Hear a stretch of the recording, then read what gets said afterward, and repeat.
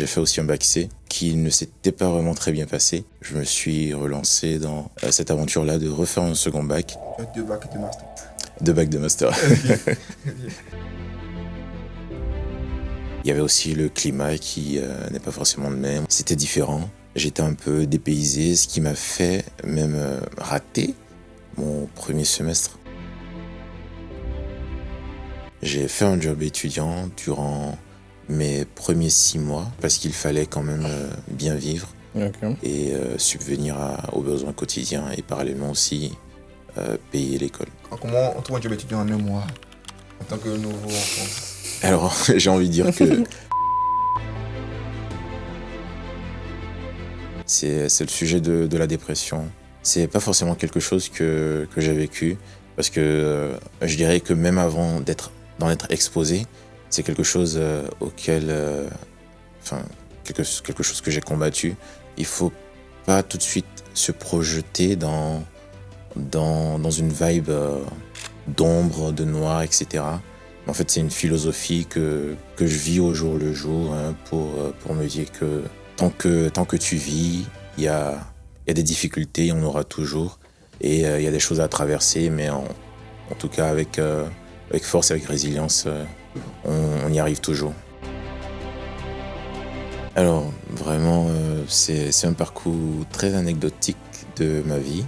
Je me retrouve à faire mes recherches de stage à partir de janvier 2025. Pour un stage a commencé en juin. Mais au bout de 2-3 mois, j'ai commencé à avoir des feedbacks et même des entretiens où j'ai été face à un constat. C'est que les personnes en face me jugeaient un peu plus au-delà de ce que je voulais.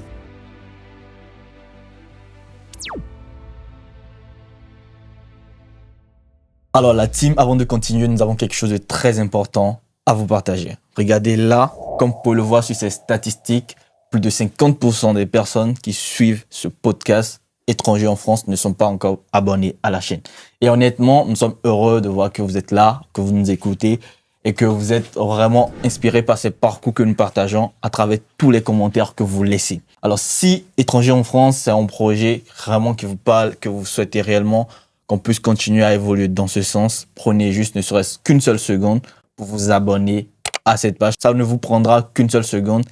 Et derrière, nous vous promettons donc chaque dimanche de vous partager ici le parcours d'un étranger en France. Ça sera donc chaque dimanche.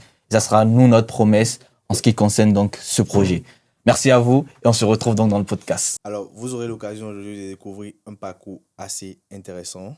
Manuel Azon, du Bénin au Maroc, puis enfin en France. Aujourd'hui, Manuel est consultant chez KPMG. Alors, je vous invite à suivre son parcours assez intéressant. Il nous fera un retour d'expérience et voilà, nous allons apprendre de lui. Hello Manuel, j'espère que tu vas bien. Je vais très bien, j'espère que vous également. Moi, ça va. Moi aussi, j'espère que vous allez tous bien. Très bien. Nickel. Alors, c'est un plaisir pour nous de t'avoir aujourd'hui.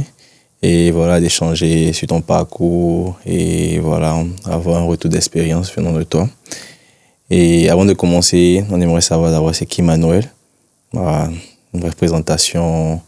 Manuel, je sais pas, il y a 5-10 ans, ouais, je sais pas trop. Et Voilà. Manuel aujourd'hui. Ouais. Alors, c'est également un plaisir pour moi d'être ici, de partager avec vous sur ce format podcast-là mon expérience. Globalement, depuis mon bac en 2019 que j'ai obtenu au Bénin et après je suis venu au Maroc juste après le bac où j'ai fait 5 années d'études jusqu'à un master en cybersécurité et je suis en France depuis 2024 où j'ai également fait un second master en management de la cybersécurité. Ok, je vois. Et déjà, si on veut revenir en arrière, ton bac, tu l'as eu où? Dans quelle ville du Bénin? Alors, j'ai fait mon bac à Tanguieta, au Bénin. C'est tout au nord. Comment tu quittes, en fait, Tanguieta, au fin fond du nord Bénin, pour le Maroc? Je sais pas, comment... Alors, après mon bac, j'étais en quête de toutes opportunités. Déjà, il faut dire que pendant mon année de terminale, j'avais fait une inscription, une préinscription en termes de formulation de vœux pour les établissements que je voulais intégrer par la suite, où je devrais faire IFRI. Ok. Où j'ai toujours voulu faire de la cybersécurité et je me projetais à IFRI. Donc parallèlement, il y avait des annonces de partout sur les opportunités de bourse un peu partout et mon père m'a partagé cette annonce-là qui concernait le Maroc et pour laquelle j'ai candidaté. J'ai été retenu à la suite de ma candidature et je me suis retrouvé au Maroc juste après mon bac. Et Manuel, c'était un élève studieux ou c'était un élève Studieux, je dirais oui parce que j'ai quand même j'ai eu mon bac avec mention bien. Avant ce bac que j'ai eu qui est de série D, j'ai fait aussi un bac C qui ne s'était pas vraiment très bien passé et un peu par frustration de savoir que je suis capable de plus et que je n'ai pas pu atteindre ces objectifs-là durant mon premier bac. Je me suis relancé dans cette aventure-là de refaire un second bac où j'ai pu démontrer quand même tout ce que je pouvais faire. Tu as 2 bacs et 2 masters. 2 bacs de master. Je vois. Et d'où te vient l'envie en fait de faire la cybersécurité? Cybersécurité, j'étais déjà passionné depuis mes années de bac. Il faut même dire que durant ma première terminale, j'ai fait mon école dans un collège public pour ma première année de bac et il y avait eu des grèves. Il y avait eu un souci un peu tendu là sur l'enseignement secondaire. Donc il y avait eu des grèves et j'ai commencé très vite parce que j'avais quand même accès à Internet, ce qui n'est pas forcément très courant, usuel pour toutes les familles au Bénin, surtout en cette époque-là. Surtout à Tangueta tout court. Donc j'avais accès à Internet où j'ai commencé tout de suite à regarder des vidéos de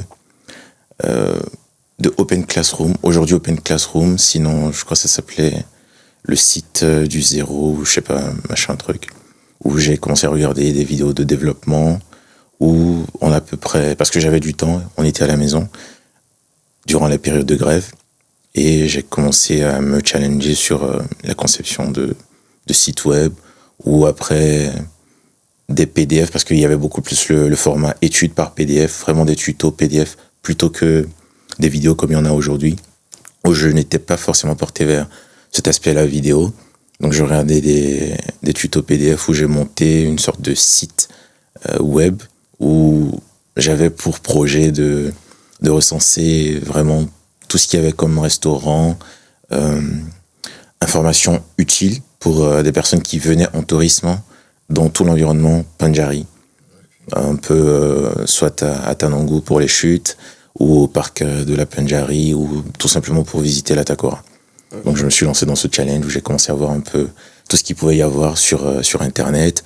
Et parallèlement aussi, j'ai commencé à entendre parler de sécurité informatique où j'ai été tout de suite emmené à voir des petits tutos sur comment jailbreaker un téléphone, comment faire des manipulations, faire du routage sur les téléphones, sur les systèmes mobiles. Et au Maroc, en fait, est-ce que d'aller au Maroc, t'as bousculé ou c'était vraiment... tu étais content d'y aller? Parce que quitter ses parents, tant qu'il t'a déjà tu étais 1 an arrêté, c'est 18 ans. Oui. Aller au Maroc seul, sans peut-être amis ou sans connaissance, ça t'a fait flipper ou c'était vraiment... Alors, atterrir en fait dans cette vie-là? Ouais, le Maroc, c'était vraiment la toute première fois où je quittais vraiment tout ce qui pouvait être le cocon familial. Je me suis retrouvé dans un environnement pas totalement francophone, où il y avait d'autres langues. Il y avait surtout l'arabe qui était parlé, les cours qui étaient aussi, certes, en français, mais souvent, ce n'est pas linéaire pour les explications. Donc en fait, l'appréhension que moi j'avais de faire des études supérieures, elle a été un peu modifiée par rapport à ce que je vivais concrètement en première année au Maroc. Il y avait aussi le climat qui n'est pas forcément le même, où il y a vraiment les 4 saisons, un peu comme on retrouve en Europe, où en hiver, pas du tout habitué. Enfin, peut-être il y a un petit vécu similaire avec l'Harmattan au nord qui est très frappant. Ouais. Mais c'était différent. J'étais un peu dépaysé, ce qui m'a fait même rater mon premier semestre au Maroc. Ah ouais. Parce que j'étais un peu dans ce qu'on appelle ici, c'est ici que j'ai découvert cette expression, une dépression hivernale où je n'allais pas au cours. J'avais cette liberté-là de la fac parce que j'ai commencé en fac. Il y avait cette liberté de la fac où je me permettais de ne pas aller en cours et de rester à la maison, de rattraper pas mal de séries quand même du pays, vu qu'il y avait quand même La connexion. la connexion. J'avais vraiment cette ouverture-là sur Internet. Donc, Ok. au lieu de me concentrer durant ma première année, mon premier semestre sur les cours, je me suis plus focus sur Internet. Et par la suite, il y a eu Covid, quelques mois après. Et ça a été, je dirais, cette piqûre de rappel-là par rapport à ce pourquoi je suis venu. Et qu'il fallait pas rester dans ma tanière. Et il fallait vraiment aller affronter tout ce qu'il pouvait y avoir comme difficulté pour atteindre mes objectifs. Et j'ai deux questions en fait. La première question c'est comment tu te sens quand tu rates un semestre en fait à l'étranger, loin des parents, tu leur dis quoi, comment tu te sens? Et seconde question c'est comment tu as pu finalement parler les 5 ans là au Maroc en fait, comme conseil, en fait comme parcours, comme astuce, tu vois. Parce qu'en fait, première année, évidemment, Oui. la première année, tu te dis, bon, ça ira, mais après, comment tu as pu tout fermer, tu vois, les 5 ans?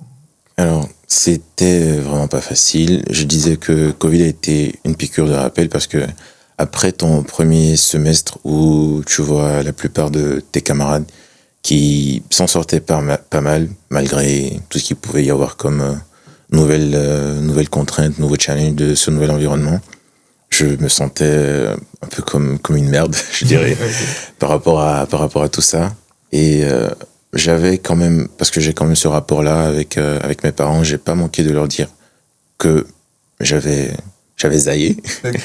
Et je me suis relevé surtout en m'ouvrant davantage parce que dans la vague des étudiants qui étaient venus avec moi au Maroc, il y avait une seule personne dans ma ville qui faisait la même filière que moi, vers laquelle je me suis rapproché pour quand même travailler avec elle parce que je voulais rester dans mon environnement, dans ma sphère de moi seul. Je me suffis, je suis assez intelligent pour tout braver. Donc j'ai cassé avec cette façon de faire et de voir les choses où je me suis ouvert à cette personne-là qui faisait la même formation que moi, avec qui j'ai commencé à travailler. Et avec beaucoup d'efforts, quand même, j'ai pu rattraper cet échec-là, en quelque sorte. Ok, je pense que c'était le semestre que tu as raté, tu l'as rattrapé à la fin de ta formation ou je sais pas trop. Tu as fait exactement 5 ans au Maroc? J'ai fait exactement 5 ans au Maroc. Je l'ai rattrapé la même année parce que le système de la fac au Maroc, de moi, ma fac, parce que c'est assez... ça varie beaucoup en fonction des types de fac. Donc le système de ma fac me permettait, en une année, avec des moyennes pour chaque semestre, quand même de pouvoir avoir le minimum qui était 10 pour valider l'année. Et ce que j'ai pu faire au second semestre, où j'ai pu compléter ce qu'il fallait pour passer en deuxième année. Ok. Tu es entré en cycle préparatoire, c'est ça? Non, je suis entré à la fac, j'ai pas fait de prépa du tout. Et comment ça se passait au Maroc, en dehors de l'école, la vie, l'intégration sociale, tout ça? Alors, globalement, très bien, parce que j'étais entouré de Béninois déjà. Ok. Et ça m'a permis de former une sorte de famille, une sorte de cocon, pas en remplacement total, mais en parallélisme avec ce que je pourrais peut-être avoir au Bénin, parce que c'est pas toujours évident de faire un choc avec une nouvelle culture, de profils de personnes de tout horizon. Il y avait des étudiants un peu comme dans tous les pays où les étudiants vont étudier, des profils de tout pays. Et je dirais le fait d'être avec des Béninois m'a permis de partager et de garder cette même culture, cette même façon de faire, cette même vision du monde, même à l'extérieur, qui m'a permis aussi par la suite de ne pas dérailler, de ne pas entrer dans des dérives qui pouvaient peut-être être collés à des profils types d'étudiants de certains pays. Et toi, en fait, est-ce que c'était une bonne idée de te mélanger ou de rester qu'un Béninois? Alors, j'ai un peu regretté à la toute fin de mes études d'être resté, pas regretté du fait du vécu, mais plutôt de cette ouverture-là, où j'aurais pu quand même faire un brassage avec toutes les personnes que je voyais, leur façon de faire, et quand même comprendre davantage leur façon de faire. Et moi-même, pour moi-même, ça aurait été un plus pour mon ouverture sur le monde. Donc je regrette quand même de ne pas m'être très tôt ouvert sur le monde. Et à quel moment t'es venu, en fait, l'idée de venir en France? Ou à quel moment t'es dit, bon, Maroc, ça va. Ou tu t'es allé en France juste pour un cycle en plus, et tu es finalement resté, ou tu t'es dit finalement, bon, j'ai fini le Maroc, je viens en France, finalement. Tu vois. Alors, Maroc, la décision s'est prise à ma dernière année de master. Ok. Parce que je dois avouer que depuis la licence, pas mal des personnes de la même promotion que moi au Maroc ont commencé à s'intéresser à la France, à s'intéresser à tout ce qu'il pouvait y avoir comme opportunité. Mais moi, ça a été vraiment à ma dernière année de master que je me suis intéressé à venir en France. Et je dirais que c'était beaucoup plus par rapport à ce que je voulais, par rapport au nouveau challenge que je voulais, parce que j'avais quand même fait le tour de pas mal de choses. J'étais en fin de master et même en quelque sorte en préparation pour un doctorat, mais je voulais de nouveaux challenges, et aussi par rapport au regard de ma formation et de tout ce que l'Europe tout court pouvait offrir comme opportunité, comme ouverture à ce domaine. Ça a été vraiment le déclic pour le fait que j'ai commencé à m'intéresser à la France. Et est-ce que après être venu, tu te plais dans la France, ou parce qu'en fait, on dit forcément que actuellement la France, elle est endettée, on s'en bouge plus, tout ça, tu vois. Les réseaux sociaux, la télé, en fait, en vivent. Mais est-ce que toi, après ton expérience, tu te rends compte que vraiment la France, c'était vraiment là où tu devais être? Ou si t'es arrivé, tu n'allais pas venir, quoi, tu vois. Est-ce que tu comprends un peu le fond de la question que je pose? Oui, j'ai compris. Le sujet avec la France, c'est qu'il y a pas mal de choses qui se disent. Il y a les bons et il y a les mauvais revers. Okay. Quand tu viens en tant qu'étudiant, tu es forcément face à certains challenges. Okay. Tout n'est pas toujours rose comme on peut le croire. On se dit, au Maroc par exemple, tu n'as pas forcément la possibilité de faire un job étudiant. Ouais, exactement. Et en France, tu as la possibilité. Mais c'est pas toujours évident. Je connais des personnes qui ont galéré, qui n'ont pas eu tout de suite, après leur arrivée, un job étudiant. Il y a beaucoup de choses qui ne sont pas faciles, en fonction aussi des domaines, des domaines d'études vers lesquels on s'oriente. Mais il faut quand même dire que le marché est serré, mais il y a quand même des ouvertures. Il y a quand même des ouvertures, et il faut vraiment provoquer cette chance-là d'avoir accès à ces opportunités. Ok, et comme tu le disais au début, tu es venu en France faire un deuxième master, c'est ça? C'est ça, je suis venu faire un deuxième master qui n'a pas été vraiment en décalage avec ce que j'ai déjà fait, Okay. parce que cette formation a été en quelque sorte un plus sur l'aspect managérial, vu que je suis un profil à l'origine purement technique. J'ai fait la sécurité des SI. Et là, je me suis retrouvé à faire du management en plus de la cybersécurité, où j'ai davantage compris tout ce qui pouvait être aux alentours de la cybersécurité en termes de gestion organisationnelle, gestion de projet, tout court. Ok, je vois. Et comment ça se passe également, ton intégration en France? Parce que je dirais, c'est un peu plus différent du Maroc. Ça soit sur l'aspect documents, tout ça, quand tu arrives directement, je sais pas, tout ce qu'il faut faire, logement, tout ce qui est paperasse administrative. Oui. Alors, je dirais, bon, après, c'est vraiment des sujets qui varient en fonction de là où on se situe dans la France. Ouais, en vrai. Parce qu'il y a vraiment ce souci-là de telle préfecture est est plus apte à délivrer des documents plus rapidement que d'autres. Mais je dirais pour ma part que j'ai pas été vraiment face à de grandes difficultés. Contrairement à ce qui se voit habituellement, j'ai plutôt pu m'intégrer facilement. À mon arrivée, j'avais un logement, j'avais un toit sous lequel rester. J'ai également passé une très bonne intégration dans mon école, où surtout il y avait pas mal de personnes qui venaient de tout horizon, surtout d'Afrique, beaucoup plus du Maghreb et du Cameroun, plus pour le centre de l'Afrique. Et donc avec les camarades à l'école, c'était très fluide. Il y avait vraiment cette harmonie-là, cette vie très animée à mon école. Et niveau papier également, j'ai pas eu de grosses difficultés, contrairement malheureusement à des amis qui pouvaient être face à certaines difficultés. Est-ce que toi, tu as senti l'obligation d'avoir un job étudiant pour... Alors, oui, parce que j'ai fait une école privée. Okay. Et j'ai eu un accompagnement des parents, mais vraiment la dynamique dans laquelle je voulais être, c'était une dynamique d'autonomie et de vraiment aller au maximum de moi-même. Donc j'ai fait un job étudiant durant mes premiers 6 mois. Je suis arrivé en octobre et fin novembre, j'avais pu avoir un job étudiant que j'ai fait parce qu'il fallait quand même bien vivre et subvenir aux besoins quotidiens et parallèlement aussi payer l'école. Et comment on trouve un job étudiant en 1 mois en tant que nouveau enfant? Alors, j'ai envie de dire que même pour un job étudiant, comme je l'ai dit, c'est pas toujours facile, c'est pas toujours évident, mais il y a aussi la force du réseau, même pour un job étudiant.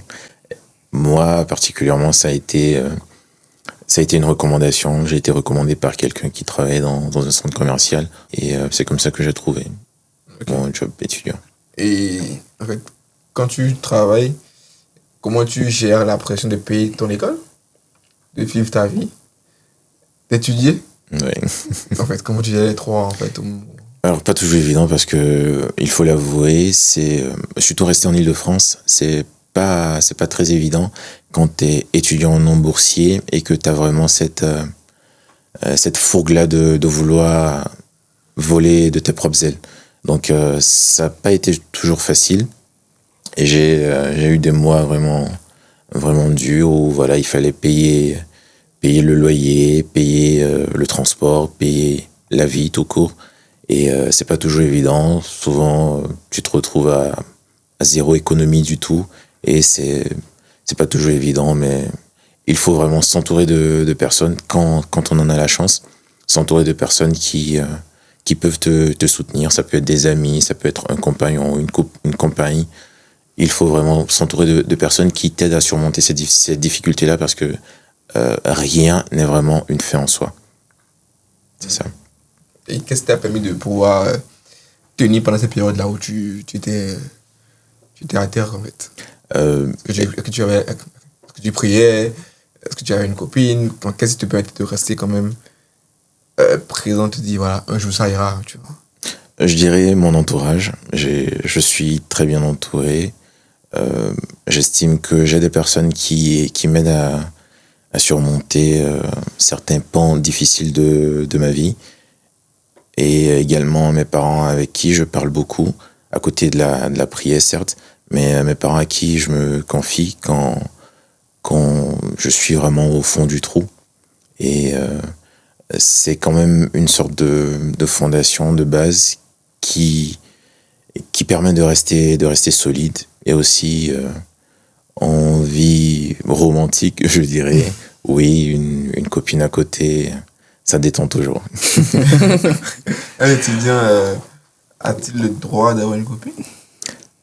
Oui, mais après, c'est comme en toute chose de la vie. Ça dépend de quelle énergie tu y mets.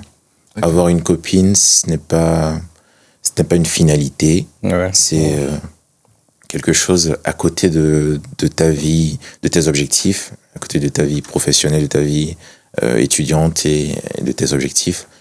C'est bien, comme je l'ai dit, ça détend, ça permet d'avoir une petite touche de douceur dans son existence.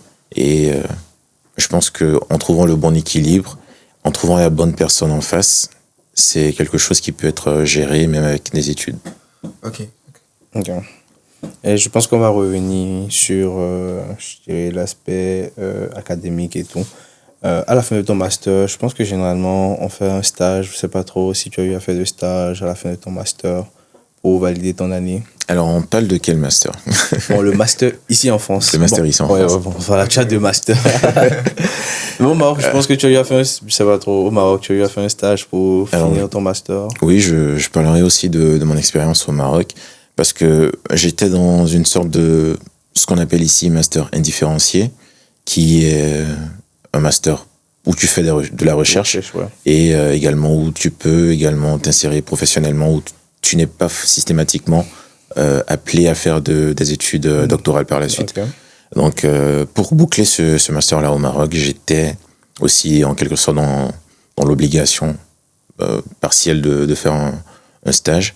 Et j'ai fait de la recherche scientifique qui était obligatoire pour présenter un travail de recherche. Et parallèlement, dans mes recherches, j'ai été amené à travailler dans un incubateur de start-up où j'ai contribué à développer une solution de cybersécurité.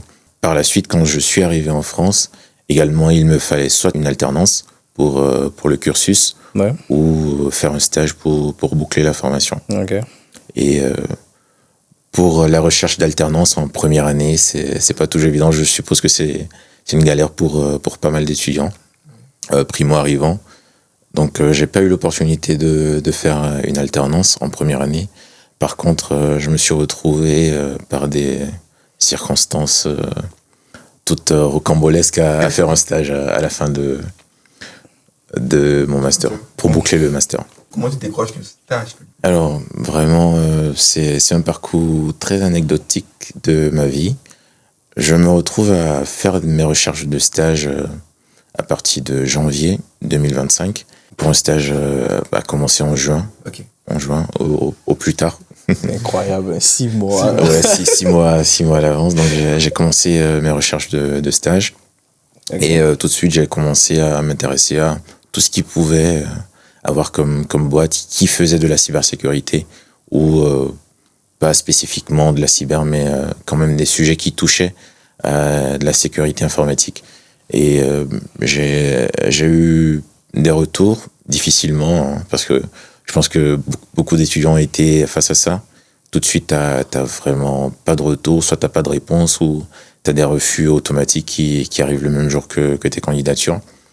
Mais au bout de 2-3 mois, j'ai commencé à avoir des feedbacks et même des entretiens où j'ai été face à un constat, c'est que les personnes en face me jugeaient un peu plus au-delà de ce que je voulais par rapport à la façon dont je me vendais. Et cela m'a fait un tic et m'a poussé à avoir un grain d'audace où j'ai été poussé à faire une candidature directement en poste de CDI. Et c'était au Maroc. Okay. C'est ça le clou. Okay. Je vais couper. Il y a deux questions déjà. Oui. De couper. Première question, c'est tu fais quoi pendant 1 à 3 mois pour que d'un coup, tu aies des retours, en fait? Est-ce que tu as bossé le CV? Est-ce que c'est... Enfin, je suis persévérant.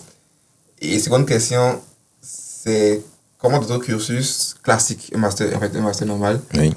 Tu travailles, bon, même si c'est inconsciemment, tu te rends plus fort que le marché. Alors, durant ces 2 à 3 mois où je faisais candidature sur candidature, il faut avouer aussi que j'ai quand même travaillé une phase un peu noire où j'avais vraiment pas du tout... Je me remettais en question au regard des retours surtout négatifs où je me demandais est-ce que je ne suis pas à la hauteur de ce qui est demandé.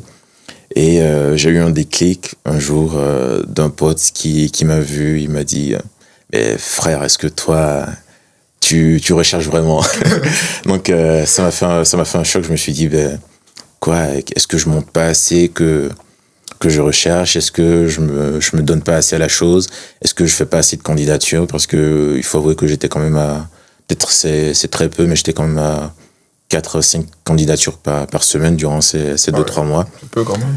Ouais, C'est peu par rapport à la moyenne. Ouais. Donc, peut-être ça a été ça le déclic où, bon, j'ai un peu plus travaillé sur dire ce que je sais faire. Dire, me vendre en quelque sorte.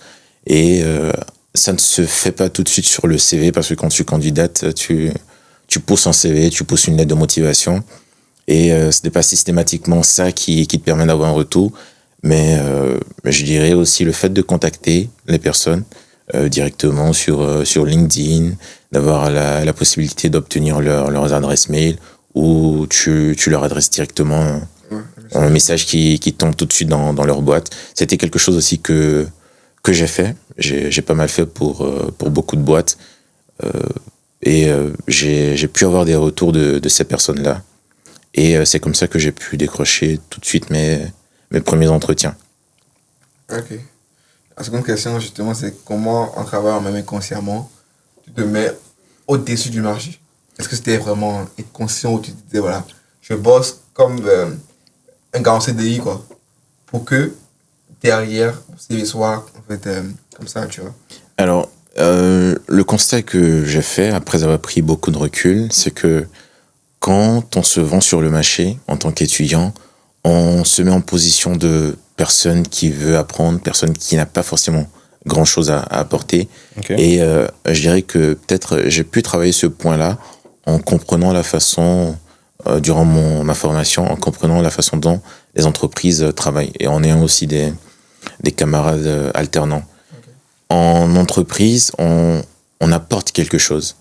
Et quand tu te présentes envers une entreprise comme étant quelqu'un qui veut apprendre, qui n'a rien, qui n'a pas forcément quelque chose à apporter, tu n'es pas forcément la première personne vers laquelle on s'intéresse.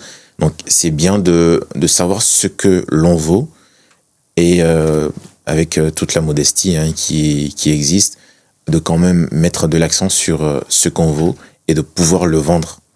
C'est-à-dire, je sais faire ceci, je ne suis pas le meilleur, mais voilà ce que je peux vous apporter. Okay. C'est ça. Et supposons que Roland et moi, on est des recruteurs. On fait un petit test. Oui. On a un poste de consultant, ce que tu fais actuellement, consultant audit chez KPMG. Oui. Et on est à KPMG, nous, en tant que RH. On s'est dit, voilà, Manuel, ce poste de consultant IT chez KPMG, qu'est-ce que tu apportes? Je dirais quoi, par exemple, c'est en 2 minutes, quoi, ou 3 minutes? Pourquoi on avait à voir, en fait, la différence entre je suis étudiant, je n'ai rien à apporter, et je suis Manuel, et j'ai un truc à apporter. Ouais. Parce que généralement, moi, je suis dans cette vision de voilà. Je viens apprendre en entreprise. Voilà. C'est vraiment en bas, tu vois. Ouais. Tu n'as pas audience, tu parles d'audience de te dire, non, tu vois, tu es plus en mode aidez-moi, victime, tu vois. Je comprends. Déjà, le truc, c'est de venir en se disant je suis étudiant, certes, mais tu ne te vends pas en tant qu'étudiant. Parce qu'on ne te recrute pas pour être étudiant dans une entreprise, on te recrute pour ce que tu sais faire. Okay. Et dans ce sens, il faut venir avec voilà ce que je sais faire, voilà ce que j'ai déjà fait, et voilà ce que je peux apporter à vous, vos sujets, vos challenges, en grosso modo. Et pour suivre l'exemple de ce que tu as dit, je me présenterai tout simplement en tant que quelqu'un qui a fait des études en cybersécurité, quelqu'un qui sait ce que représente ou ce qui est challenge aujourd'hui en cybersécurité, ce que la boîte fait, parce qu'il faut aussi connaître les personnes en face, savoir ce qu'ils font et se dire que je suis en mesure d'apporter de la valeur à ce que vous faites. C'est les points vraiment sur lesquels il faut travailler. Parce que beaucoup de personnes s'attardent sur le fait qu'ils sont étudiants, ils n'ont rien à apporter, etc. Mais en fait, il faut plutôt venir avec une approche de je suis professionnel de ce que je sais faire. Voilà ce que j'ai déjà pu faire.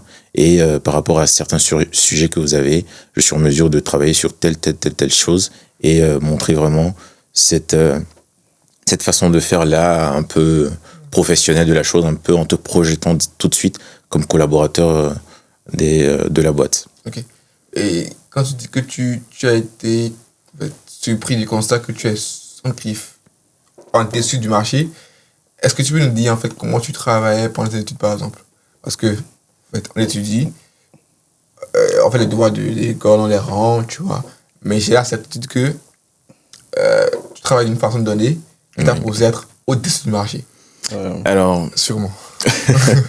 peut-être pas, parce que c'est plutôt en toute modestie que je le dis, parce que ça a été vraiment les retours que j'ai eus, des premiers entretiens que j'ai eu à faire. Ce n'est pas dans le fond de mon lit, dans ma chambre, que j'ai constaté que je vaux plus que certaines personnes qui travaillent, et ce n'était pas du tout mon ressenti durant le moment. C'était plutôt que il faut prendre conscience de ce qu'on sait faire et ne pas être dans une ère de je ne vaux pas assez. Il faut vraiment avoir confiance en ce qu'on sait faire. Même si, je ne sais pas, tu sais démarrer une machine, faire un reboot d'un ordinateur, il faut être en mesure de dire voilà ce que je sais faire, voilà comment j'organise ces choses-là et vraiment se vendre comme un professionnel. Ne pas se vendre comme un étudiant qui prend des cours, qui apprend, qui vraiment attend de recevoir avant d'appliquer, mais plutôt se vendre comme quelqu'un de très entreprenant, qui a de l'initiative et qui peut contribuer à travailler ou à améliorer ou à faire évoluer des projets impactants. Quand tu entretiens en fait et tu signes un stage en fait, je pense que c'était ta première expérience en tant que stagiaire en France. Comment tu t'imprègnes dans le monde de l'entreprise? Est-ce que tu as eu des recruteurs coûtés peut-être moins cher? Ou comment tu t'es facilement adapté en fait, à ce monde-là en fait, tu vois? Parce que moi personnellement, j'ai fait des stages en fait, mais en France, je sais pas en fait, tu vois. Également ici, on a des codes comme N+1, N+2, manager. Ouais. Comment tu entre cette sphère-là en fait et comment tu montres à la boîte, à l'entreprise en fait que ouais, tu travailles et j'aimerais probablement être en CDI avec vous ou être poussé le plus loin possible, tu vois. Ok. Parce que forcément, pendant moi, je suis quand même avec les gens, je suis ouvert, tu vois. Il y a des personnes qui sont quand même fermées. On te dit voilà, fais A, tu fais A, genre. Oui. C'est pas parce que moi là que tu vas forcément grandir. Donc, absolument. Tu fais ça? Déjà, pour revenir à l'anecdote de mon intégration chez KPMG en stage, après toutes mes premières expériences en entretien où je me suis dit qu'il fallait maintenant oser et candidater pour des CDI, j'ai candidaté pour un CDI au Maroc où je devrais être pris en audit IT, en consultant junior au Maroc. Okay. Donc à la base, c'était ce qui était prévu. Donc en quelque sorte, mon entreprise m'a vu comme déjà un professionnel, déjà apte à intervenir sur des missions de niveau junior. Et par la force des choses, je me suis retrouvé, après certaines négociations, à faire un stage plutôt à Paris. Et en stage, certes, j'étais sur les papiers en stage, mais j'étais vraiment considéré comme un profil confirmé pour réaliser des missions telles que celles qu'on me confiait. Et ça n'a pas été vraiment difficile parce que il y a cette culture-là de l'apprentissage aussi qui existe au sein de certains métiers parce que ce n'était pas de la cybersécurité, c'était tout un nouveau domaine. Donc il y avait vraiment cette culture de l'apprentissage avec les collaborateurs qui pouvaient être des seniors, c'est en quelque sorte des N+1 qui m'a permis de m'en sortir sur les premières missions sur lesquelles j'ai eu à intervenir. Et globalement, la vie de l'entreprise en général a été tout en soi positive et très enrichissante sur tous les champs de métiers sur lesquels on pouvait intervenir, les champs d'activité au niveau des clients sur lesquels on pouvait intervenir. Et ça a été vraiment un accélérateur pour moi. Okay. Et quelles sont par exemple les 3 heures que tu as faites et tu t'en es rendu compte après? Et quelles sont vraiment les 3 leçons que tu aimerais donner à des personnes dans ce monde de l'entreprise par exemple? Alors, des erreurs, je dirais tout de suite le fait de ne pas poser des questions. Okay. Parce que dans tout métier, que tu sois déjà en quelque sorte maître de ce que tu sais faire ou que tu comprends déjà certains sujets. Il faut, en entreprise, il y a des façons de faire, il y a un certain knowledge, un savoir-faire qui est déjà mis en place et avec toute l'initiative, toute l'innovation que tu as ou que tu as beau vouloir apporter, il y a déjà quelque chose qui est en place. Donc il faut poser des questions et ne pas vraiment rester en retrait, en autonomie. Je veux montrer ce que je sais faire parce que tu peux être sur une très bonne voie, une voie innovante et être totalement à l'ouest de ce qui t'est demandé. Donc l'une des erreurs que j'ai faites a été de ne pas poser beaucoup de questions, d'être vraiment dans ma dynamique de je veux faire à ma façon et c'est pas toujours bien. Et aussi l'autre chose c'est vraiment l'intégration, l'ouverture parce que certes peut-être extérieurement, vie perso, je suis un peu plus extraverti, mais en entreprise il y a vraiment beaucoup de choses à cultiver par rapport aux collaborateurs. On peut montrer de l'intérêt à la vie pro, à la vie perso, hein, sans bien sûr déborder, faire des débordements, mais cultiver cette notion-là du small talk où tu te retrouves à discuter avec des collaborateurs, partager des expériences, avoir aussi des retours d'expérience. Donc déjà la leçon et l'erreur ça a été de pas beaucoup causer avec les collègues et de comprendre certaines choses. Alors troisième erreur, j'en vois pas tout de suite, hein, mais bon, peut-être avec le temps, je reviendrai. C'est vraiment une question que moi j'ai par rapport au réseau, tu Oui. vois. On dit en fait que les meilleurs moments de votre vie c'est pendant les études. Est-ce que toi, comment tu te sens en fait en CDI, dans une grosse boîte? Est-ce que tu te sens mieux par rapport aux études? Et comment tu appréhendes tout le monde là, tu vois? Donc quand on est étudiant, les parents nous disent voilà, après les études en fait tu vas travailler, ça va être chaud, c'est la vie de grand qui commence, tu vois. Ouais. Mais est-ce que c'est vraiment réel ou c'est juste une question de sois juste conscient quoi? Alors, en tant qu'étudiant, j'avoue, on n'a pas beaucoup de responsabilités. On a des responsabilités, certes, hein, au regard de là d'où nous venons et en fonction du contexte dans lequel nous avons évolué. Mais globalement, on ne porte pas vraiment tout le poids des responsabilités parce qu'on les partage quelque part avec les parents. Okay. Et quand tu commences à travailler, c'est totalement différent. Les parents te voient différemment, tes amis te voient différemment et toi aussi tu regardes différemment aussi ton compte en banque parce que bon les choses changent. Les choses changent et tu te retrouves à toi-même vouloir prendre certaines responsabilités ou des responsabilités te tombent dessus. Donc il faut vraiment déjà, surtout en début de carrière, avoir vraiment cet équilibre-là de ne pas se sentir comme un super-héros. On ne peut pas tout régler, ni pour soi-même, ni pour la famille, ni pour les amis. Il faut pas vraiment se sentir comme la personne à contacter en cas d'urgence à toutes les occasions. Certes, il faut se donner les plaisirs qu'on n'a pas pu s'offrir quand on était étudiant parce que quand même on a trimé, on a étudié, on a galéré. Il y a eu tous ces déboires et c'est bien de s'offrir vraiment les plaisirs dont on rêvait quand on était étudiant, mais dans une certaine limite, dans une certaine contenance. Ok. Et toi, quelle est ta vision actuellement avec le monde du travail? Est-ce que tu envisages, parce que la plupart des personnes en fait ont deux choix en griffe, deux ou trois. Quand on finit de se dit voilà, je me lance en freelance, je suis libre, liberté, tranquille, ou je retourne dans mon pays pour travailler, ou trois, je deviens entrepreneur. Toi, actuellement, ou peut-être c'est pas encore le moment pour toi, mais est-ce que tu as en fait une vision sur ces trois opportunités-là, ces trois façons de faire, ou quatrième cas, tu es en mode, voilà, je fais mon CDI tranquille, je suis à la retraite après à 60 ans, et c'est bon, tu vois.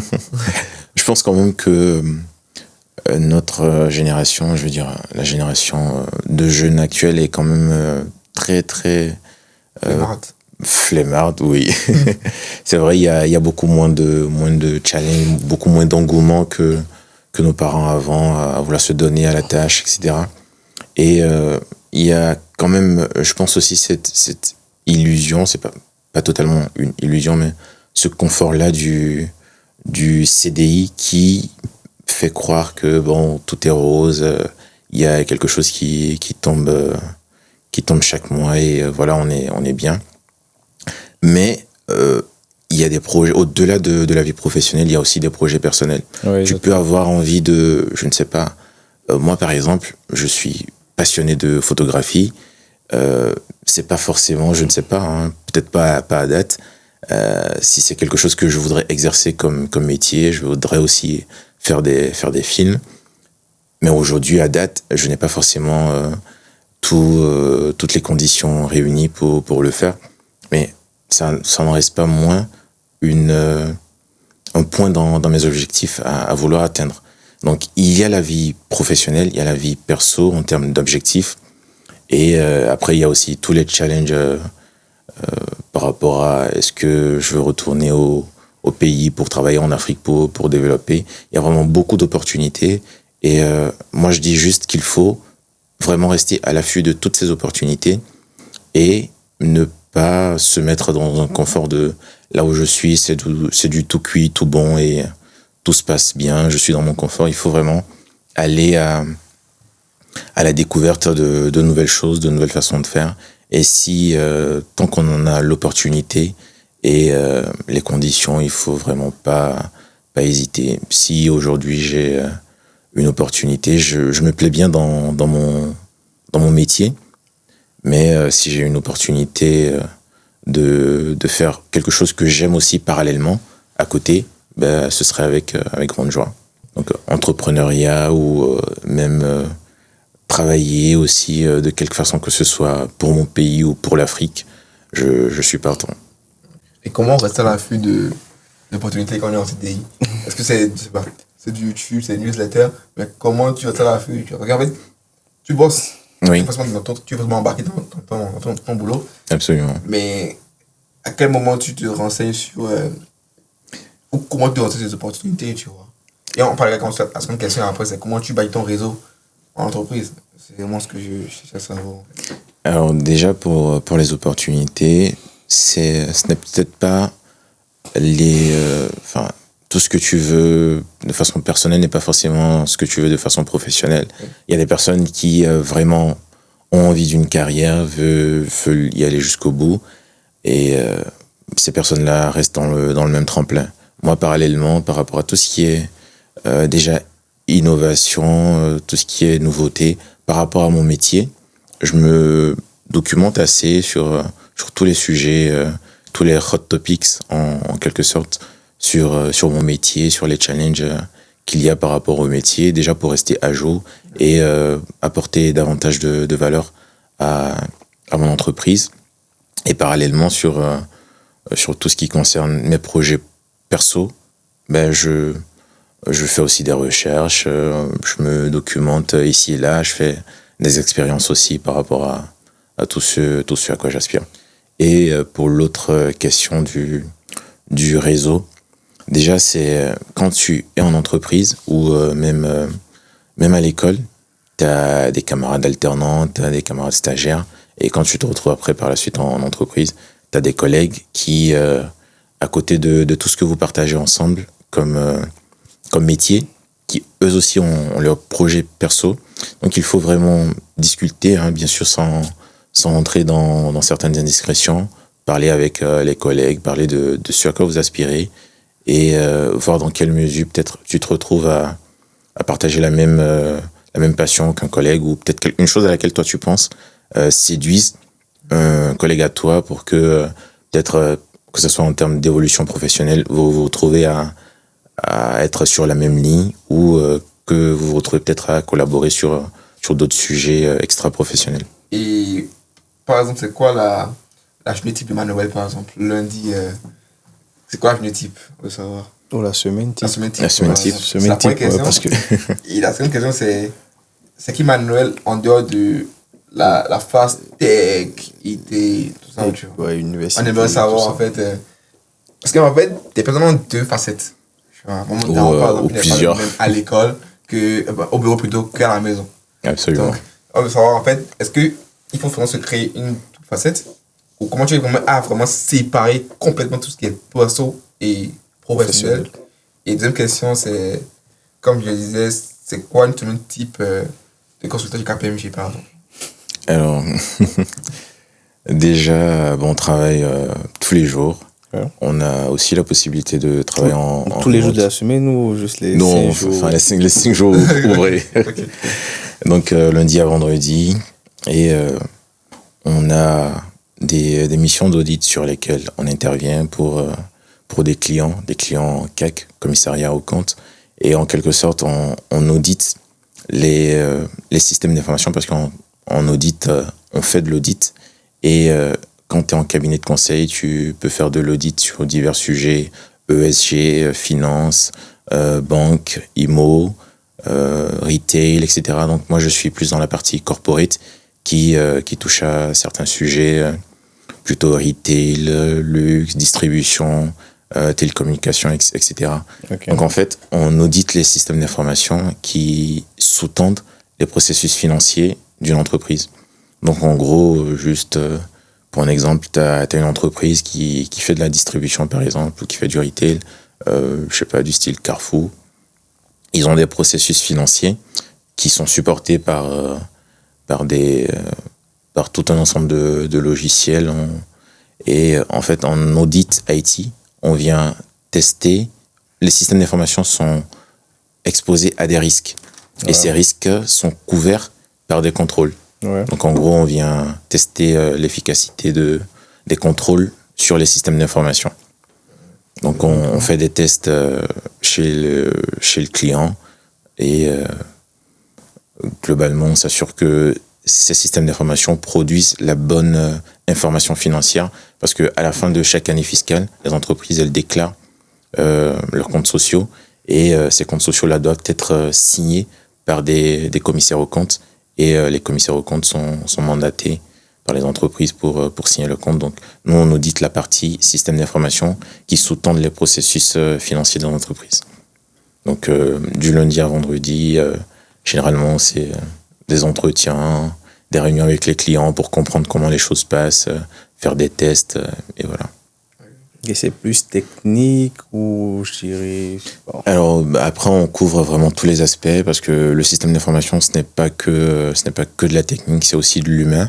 Donc voir comment les process sont gérés, l'architecture des choses, voir comment les process interagissent entre eux et comment les personnes qui sont embarquées, c'est-à-dire l'humain qui est embarqué dans ces process là aussi interagit, voit tout ce qu'il peut y avoir comme impact de l'humain ou juste l'impact du système d'information en cas de défaillance.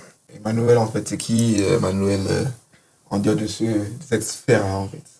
Alors, il ne faut pas du tout négliger sa vie perso. Comme je le disais, en étant étudiant, on n'a pas forcément, enfin pas tous les étudiants, n'ont pas la chance d'accéder à tous leurs rêves, à tous leurs plaisirs. Donc moi, quand même déjà, je faisais un petit forcing. Déjà depuis que je suis étudiant pour nourrir une certaine passion que j'ai qui est de la musique. Et donc, en dehors de l'école ou même du boulot, j'ai pas mal d'instruments de musique chez moi auxquels je m'exerce parce que j'aime vraiment cet univers-là de comprendre les instruments, de voir l'harmonie qui peut être donnée entre plusieurs instruments.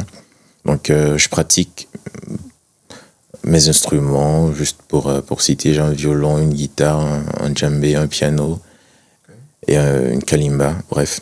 C'est vraiment, je suis du touche à tout sur tout ce qui concerne la musique, donc je peux me retrouver à faire de la musique ou faire des photos ou je suis aussi un peu très manga animé, globalement. Après aussi, j'ai des sorties que je peux avoir avec des potes en soir, en after work ou en week-end, quoi.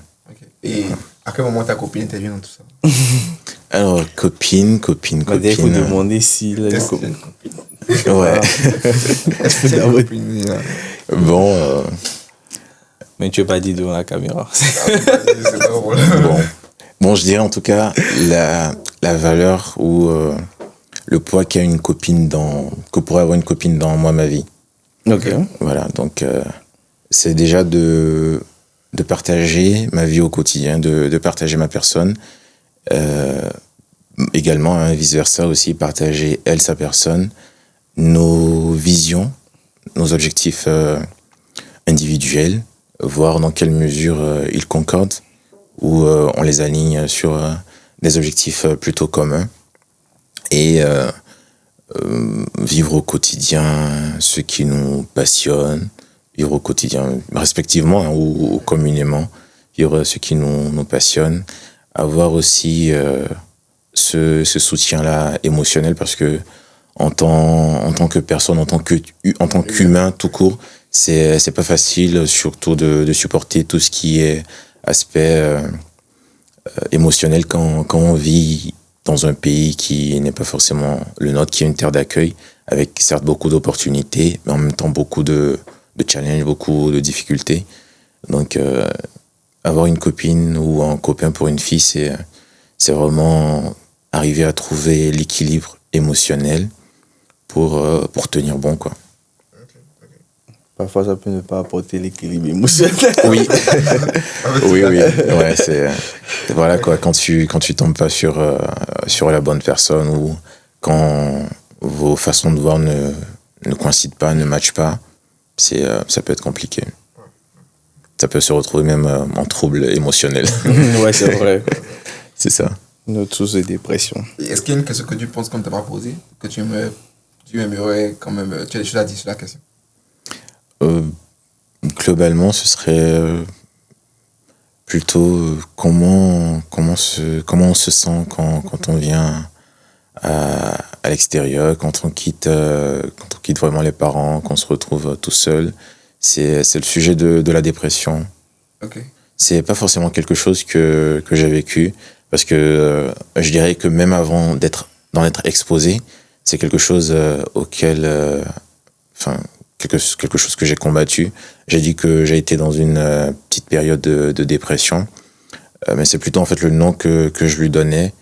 Il faut pas tout de suite se projeter dans une vibe d'ombre, de noir, etc. Mais en fait, c'est une philosophie que je vis au jour le jour, hein, pour me dire que voilà, quoi, c'est tant que tu vis, il y a des difficultés, il y en aura toujours, et il y a des choses à traverser, mais en tout cas avec force, avec résilience, on y arrive toujours. Comment tu as combattu ta dépression? Est-ce que tu étais dans la musique? Comment tu as pu passer ces phases-là? Ou s'il arrivait, qu'elle remonte? Parce que c'est pas un truc...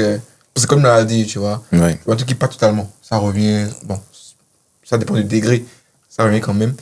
Mais comment tu diras à des personnes, que ce soit la dépression hivernale et tout, comment tu entres dedans, en fait? Comment tu penses gérer ça? Ouais, je rebondis encore sur ce que j'ai dit. C'était pas vraiment... C'est le nom que je lui ai donné. Ouais. Mais j'étais plus dans mon cocon à moi. Je voulais pas sortir. C'est plus une vibe. Moi, je considère ça plus comme une vibe. C'est pas toujours évident. Il faut vraiment être entouré de personnes ou déjà avoir cette force-là de s'ouvrir au monde. Et quand tu trouves des personnes qui peuvent être présentes pour toi, vers qui tu peux, avec toute vulnérabilité, te confier, ça, et sans jugement et tout ça, c'est vraiment quelque chose qui sert. On n'en sort pas toujours facilement, on n'en sort pas toujours tout seul, mais il faut vraiment avoir, même dans ces moments les plus faibles, les plus à plat, avoir comme cette rage-là de se dire je ne vais pas terminer comme ça, quoi. Je vais pas finir dans mon trou, dans le trou dans lequel je me mets dans ma tête. Ok. Moi, j'ai une question qui remonte sur le côté études. Tu as fait un master et tu as fait après KPMG du Maroc. C'est pas forcément évident. Oui. Parce qu'il y a vraiment des chats qui sont... des requins qui sont quand même en Europe. Oui. Est-ce que tu penses en fait que... ou tu connais personne qui peut passer un cursus licence master classique et entrer en Big Four, ou c'est forcément cycle ingénieur en Big Four? Alors, il y a, je ne vais pas mentir, hein, le poids du réseau qui pèse beaucoup. surtout dans les grands groupes, dans les Big Four et tout ce qui est cabinet de strat, conseil, audit. Les réseaux pèsent beaucoup, mais il y a quand même de la place après avoir regardé, et au regard moi-même de mon parcours, il y a quand même de la place pour les personnes qui viennent de profils assez typiques, de fac, licence, master. Il y a de la place pour tous. Maintenant, ce qu'il faut faire, c'est vraiment aller vraiment au culot, vraiment se vendre, quoi, tu vois. Et pour la petite anecdote, j'ai vu un message une discussion, un échange d'un aîné à moi. Après, lui, il a fait une école d'ingénieur qui écrivait à un recruteur. Et après, certaines candidatures qui disaient on lui avait pas fait de retour, ou la plateforme, elle marchait pas. Et puis, il a dit, en fait, j'essaie de candidater, mais en fait, la plateforme, elle marche pas. Et ce serait quand même dommage que votre entreprise passe à côté d'un profil comme le mien, parce que la plateforme ne marche pas, quoi. Parce qu'en fait, tu as une certaine assurance et un certain culot, quoi. Tu vois. Donc, il faut vraiment aller au culot. Il faut pas se dire, je suis tout petit, je suis un tout petit poisson, parce que, comme tu l'as dit, il y a des requins dehors. Et ce n'est pas un manque d'humilité, mais c'est plutôt une assurance, une force, une hargne qu'il faut avoir et vraiment pousser certaines portes. Parce que quand t'es trop mou, t'y arrives pas toujours. Ouais, c'est vrai. Ça. Et quels sont les 3 mots qui résument la vie de Manuel de plus en essence? Je dirais résilience, joie de vivre. C'est plus une expression, enfin, un combiné de mots. Résilience, joie de vivre et paix. Paix. Ouais. Voilà. Si tu avais un conseil à une personne qui était en Afrique, qui souhaite venir en France, et bâtir une carrière, c'était quand même une carrière que tu as Maroc, Bénin, Tangueta, le nord du Bénin, comme le Big Four, un master classique en fait. Quel serait ton conseil pour eux? Et pour les personnes qui sont déjà en France, quel serait ton conseil pour ceux qui veulent s'intégrer dans la vie professionnelle ou qui veulent réussir au mieux de la vie, quoi? Alors, je pense que tu vas bâtir les conseils sur 2 volets. Déjà, ceux qui veulent faire en fait des profils tech, Oui. qui veulent étudier tout ça, des profils tech et voilà, des profils non tech. Donc, Alors déjà, rien n'est facile, nulle part, ni au Bénin, ni au Maroc, ni en France. Mais il y a certainement des terres qui offrent plus d'opportunités que d'autres. Ça, c'est clair. On dirait que l'herbe est faite ailleurs. Oui. Clairement, ouais. L'herbe peut être plus verte ailleurs. Okay. Avoir pour ambition de quitter le Bénin ou n'importe où en Afrique et venir étudier en dehors de l'Afrique tout court, hein, en Europe ou peu importe où vous voulez, ce n'est pas quelque chose qui doit être mal vu. C'est plutôt vraiment cette volonté, surtout quand on en a les capacités. C'est plutôt cette volonté-là de vouloir toucher vraiment les plus hautes sphères du monde. Et c'est quelque chose qu'il faut pas brimer, qu'il faut vraiment encourager quand c'est faisable, quand c'est possible. C'est clairement quelque chose que moi j'encourage au regard de moi, mon expérience personnelle. C'est quelque chose que j'encourage et que j'accompagnerai n'importe qui à faire. Alors pour l'autre question, Ceux qui sont déjà ici, oui. Et qui veulent bâtir leur carrière, et quand on ça dit sur les profils tech, les profils non tech. Alors déjà pour les profils tech, il y a pas mal de métiers qui évoluent. La configuration elle évolue. Actuellement, c'est beaucoup plus, surtout pour les profils tech, on demande des profils tech augmentés à l'IA, qui est le... C'est ça, qui est le hot topic du moment. Donc, pour les profils tech, il faut pas du tout négliger tech, je veux dire IT et tout ce qui tourne autour. Il faut pas du tout négliger l'IA et l'impact que cela pourra avoir sur nos métiers. Tout juste en faisant des petites expérimentations sur qu'est-ce que l'IA apporte, qu'est-ce que l'IA facilite en termes de tâches chronophages. Il faut prendre conscience de tous ces points et se dire que je peux utiliser l'IA comme accélérateur de mon métier et voir dans quelle mesure ça représente une limite à ce que je sais faire. C'est-à-dire qu'est-ce que je sais faire et qu'est-ce que l'IA peut faire aujourd'hui et en quoi l'IA aujourd'hui augmente mon métier ou augmente ce que je sais faire. Donc pour les profils tech, ce sera vraiment ça. Après, pour les profils non tech, ce sera aussi vraiment de pouvoir comprendre l'IA et comprendre la dimension de tout ce que cela peut apporter à leur profil et capitaliser sur cela pour automatiser certaines choses, certaines façons de faire et globalement, eux aussi avoir des métiers augmentés. Ok. Donc, je te dirais, si tu as un dernier mot à dire à la caméra, ceux qui nous regardent, c'est avec plaisir et on pourra clôturer notre podcast. Ok, pour terminer, pour moi, ce serait vraiment avoir un gros grain, par contre, de résilience en soi. Ne pas se limiter, ne pas rester dans sa bulle, ne pas se dire je suis une merde, parce que personne n'est une merde. On a de la valeur, on a de la capacité et il faut vraiment avoir développé, travailler sur la confiance qu'on a en soi de ce qu'on sait faire et de ce qu'on peut apporter au monde tout court. Donc il faut être résilient. Merci pour votre attention.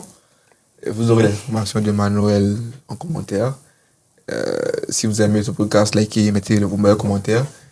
Et sur ce, bonne journée à vous, bonne soirée.